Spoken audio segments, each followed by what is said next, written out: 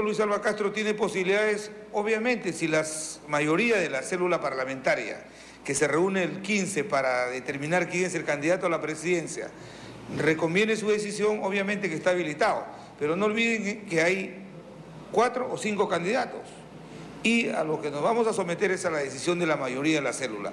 Tengan la seguridad que esto es absolutamente legítimo y válido. Y además fortalece la democracia de la célula.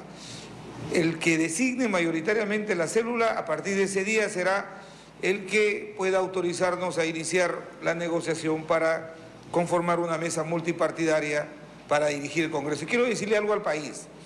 ¿Por qué aspiramos este año conducir la presidencia del Congreso? Queremos garantizar una transferencia institucionalizada y tranquila, sin tumultos. Este último año que está preñado por 2 procesos electorales, uno el regional y local y el otro el general, hace que en el Parlamento las pasiones se puedan un poco estimular. Lo que queremos es no dejarle bomba de tiempo al nuevo gobierno. Como bien lo ha dicho el doctor Javier Pérez de Cuéllar, el doctor Pedro Pablo Kuczynski, yo creo que la mayoría de los peruanos vamos a seguir impulsando que cada vez nuestro país sea mejor, pero para eso tiene que ser predecible. Y algunos líderes de la oposición que legítimamente aspiran también a presidir el Congreso dicen: la oposición ahora quiere fiscalizar, han tenido 4 años para fiscalizar. Todas las comisiones investigadoras la han presidido miembros de la oposición y el APRA no tiene mayoría en el Parlamento, de tal manera que el Parlamento debe afirmar no solamente su institucionalidad como contrapeso al Poder Ejecutivo, sino también como el gran aliado para generar una transferencia al nuevo gobierno en forma pacífica y democrática. El planteamiento del presidente del Congreso de crear 2 vicepresidencias más, ¿ha sido reconsiderada al interior de la Comisión Política? O sea, no, ha sido una reflexión que él hizo y que obviamente ya no la ha desarrollado, porque todas las bancadas, incluidas las nuestras, consideramos que era no solamente inoportuno, sino inconveniente de que en vísperas de la elección de la última mesa directiva de este quinquenio se puedan incrementar 2 vicepresidencias más. Solamente la única excepción que se hizo fue cuando se restableció la democracia en el país.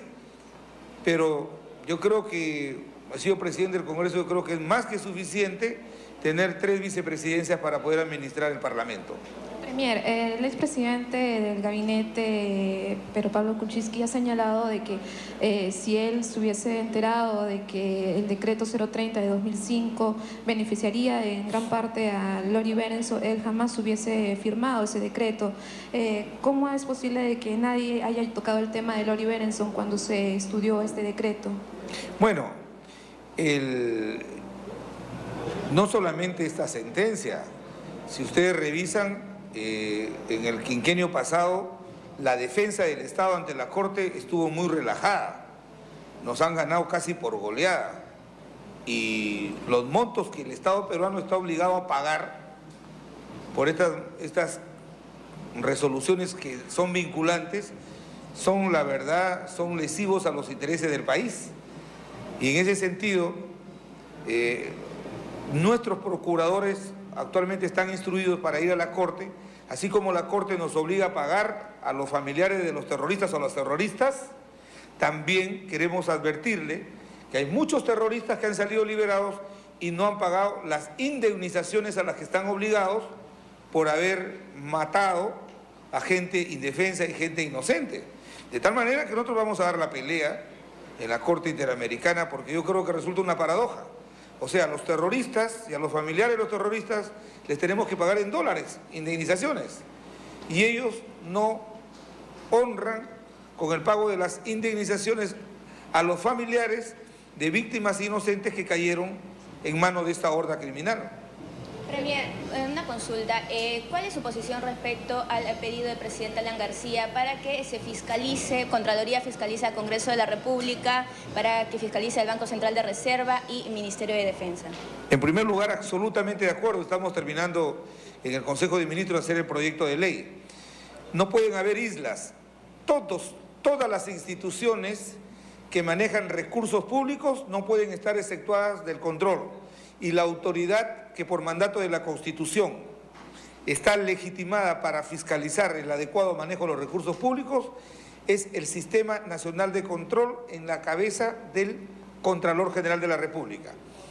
No pueden haber islas. La autonomía del Congreso, del Tribunal Constitucional, del Banco Central de Reserva no se puede malinterpretar. Por eso es que comparto y apoyamos, como no puede ser de otra manera, la posición del presidente. El Banco Central de Reserva, el Congreso, las Fuerzas Armadas, ningún instituto ni institución por autonomía que tenga en la Constitución puede estar exenta del control que debe hacer la Contraloría al manejo de los recursos públicos. La cultura del secretismo tiene que ser abandonada, es incompatible con el sistema democrático.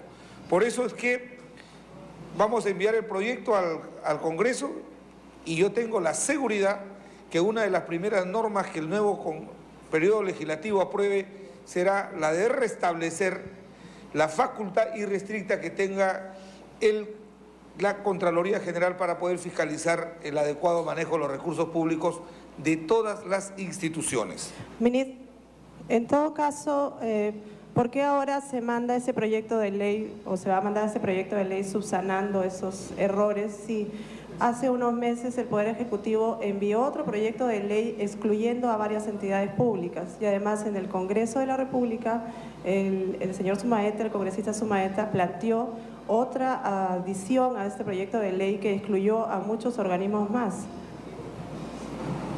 No, lo que hay que interpretar bien, el sistema de control tiene tres tipos de acciones que no son excluyentes: el control concurrente, el control preventivo y el control ex post, que es la facultad más importante que tiene el Sistema Nacional de Control.